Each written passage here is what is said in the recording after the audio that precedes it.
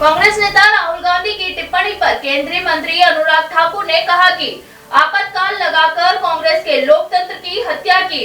कांग्रेस ने लगभग 62 बार संविधान में संशोधन किया और डॉक्टर भीमराव अंबेडकर का अपमान किया। मोदी सरकार ने अंबेडकर के नाम पर पंच तीर्थ बनाया है, जिसे संविधान दिवस के रूप में मनाया गया और उनकी जयंती पर राष्ट्रीय अवकाश की घोषणा की गई।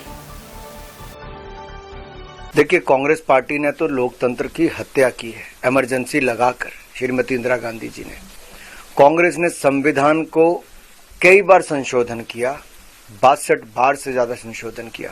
नेहरू जी से लेके डॉक्टर मनमोहन सिंह जी के समय तक किया और इन्होंने संविधान निर्माता डॉक्टर भीमराव अंबेडकर जी को अपमानित, प्रताड़ित और पॉलिटिक्स से बाहर किया, चुनाव हरवाए।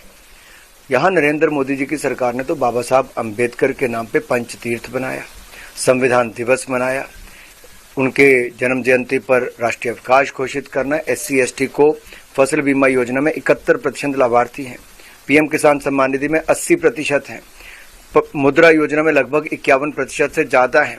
प्रधानमंत्री मोदी की सरकार में तो SC ST OBC को उनका हक मिला, OBC को संवैधानिक दर्जा कमीशन को मिला। हमने अगर बदलना होता तो 10 साल में बदल दिया होता। ना नरेंद्र मोदी जी के मन में कोई इच्छा थी, ना है।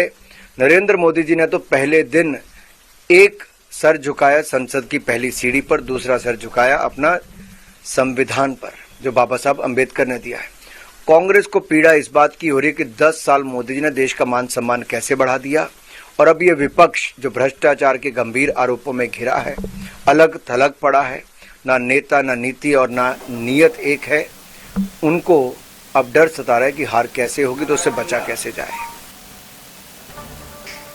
जम्मू कश्मीर के हंदवाड़ा में नेशनल कॉन्फ्रेंस के नेता उमर अब्दुल्ला ने मीडिया के सवालों पर कहा कि पिछले कुछ दिनों से लगातार बारिश की वजह से काफी इलाकों में सैलाब आ चुका है। काफी जगहों पर घरों में पानी घुस गया है और लोगों को काफी नुकसान हुआ है। काफी इलाकों में हालात खराब है, इसलिए मैंने प्रचार रोककर अपने साथियों से बात की और तय किया कि मुझे मौके पर जाकर हालात का जायजा लेना चाहिए। जहां जहां लोगों को नुकसान हुआ है, हम उनकी मदद करने की कोशिश करेंगे। बारिशों की वजह से काफ़ी इलाकों में सैलाब जो है वो आ चुका है। बांध जो हैं उनके ऊपर से पानी आया है और कल से खबरें आ रही थी कि काफ़ी जगहों में मकानों में जो है पानी घुस गया है और लोगों को काफ़ी नुकसान हुआ है।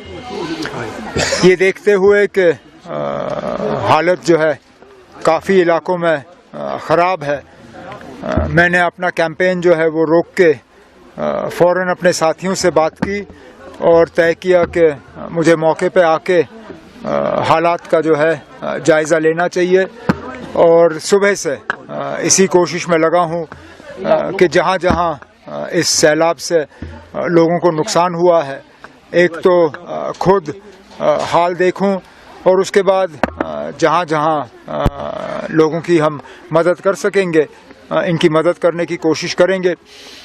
जाहिर सी बात है कि इस इलाके के लिए एक कॉम्प्रहेंसिव फ्लड मैनेजमेंट का जो है प्रोग्राम तैयार करना होगा।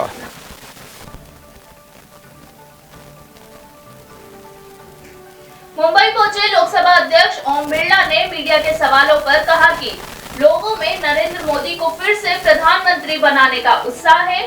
गरीब वंचित सभी वर्गों के लिए कल्याण की योजनाएं चलाई, उनके जीवन में परिवर्तन लाने का काम किया। विपक्ष के पास ना कोई प्रधानमंत्री पद का उम्मीदवार है, ना कोई नीति है और ना ही नीयत है। वो केवल झूठ के आधार पर चुनाव लड़ना चाहते हैं। प्रधानमंत्री मोदी ने स्पष्ट रूप से कहा है कि सामाजिक आरक्षण व्यवस्था समाप्त नहीं होगी।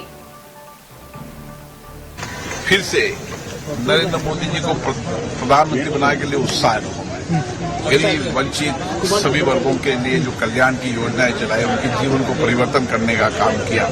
मोदी जी ने हमेशा गरीब से गरीब वंचित व्यक्तियों के जीवन को परिवर्तन करने का पर सर विपक्ष जिस तरह से आरोप लगा रहा है कि कॉन्स्टिट्यूशन चेंज किया जाएगा, 400 पार हो जाएगा, उसको ये लेके क्या झूठी कहेंगे? अफवाह है, झूठे तथ्य हैं, झूठी वीडियो, फर्जी वीडियो चलाते हैं।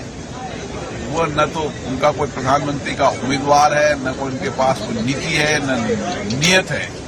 केवल पूरा चुनाव झूठ के तथ्यों पर आधार पर चुनाव लड़ना चाहते हैं। मोदी जी ने स्पष्ट रूप से कहा है, सामाजिक आरक्षण व्यवस्था समाप्त नहीं होगी। सर पिछले 2 चरण में हमने देखा कि वोटिंग परसेंटेज कम हुआ है, उसको लेके कोई चिंताजनक? वोटिंग परसेंटेज उनका कम डालने गए क्योंकि उनके प्रति कोई उत्साह नहीं लोगों। राजा महाराजाओं को लेकर राहुल गांधी का कमेंट आया सर, उस पर प्रधानमंत्री ने तीखा हमला किया, क्या कहेंगे? देखिए, वो एक बात, वो बातें करते हैं, हमेशा झूठे तथ्यों को आधार पर चुनाव लड़ना चाहते हैं। उनके पास कोई तर्क नहीं, नियत नहीं, फैसला नहीं, प्रधानमंत्री का उम्मीदवार नहीं। केवल झूठ, भ्रम फैलाना, झूठी अफवाह चलाना, जो कांग्रेस की हमेशा नीयत रही है, समाज का विभाजन करना, उसके आधार पर चुनाव। कांग्रेस के न्याय पत्र के बारे में क्या कहेंगे? उसमें कहा गया कि कांग्रेस का न्याय पत्र कुछ भी बना ले, जब उनकी सरकार आनी नहीं है तो न्याय पत्र बनाने। बढ़ते हैं अगली खबर की ओर। अनंतनाग पहुंची पीडीपी अध्यक्ष महबूबा मुफ्ती ने मीडिया के सवालों पर कहा कि जम्मू कश्मीर में इस समय जो हालत है, जिस तरह से जम्मू कश्मीर की पहचान को मिटाने की कोशिश की जा रही है, और ऐसे में पीडीपी एकमात्र आवाज है।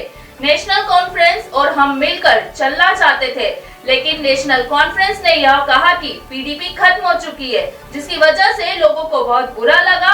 पीडीपी लोगों के दिलों में बसती है, क्योंकि पीडीपी ने 3 सालों में वो काम किए जो किसी पार्टी ने नहीं किए।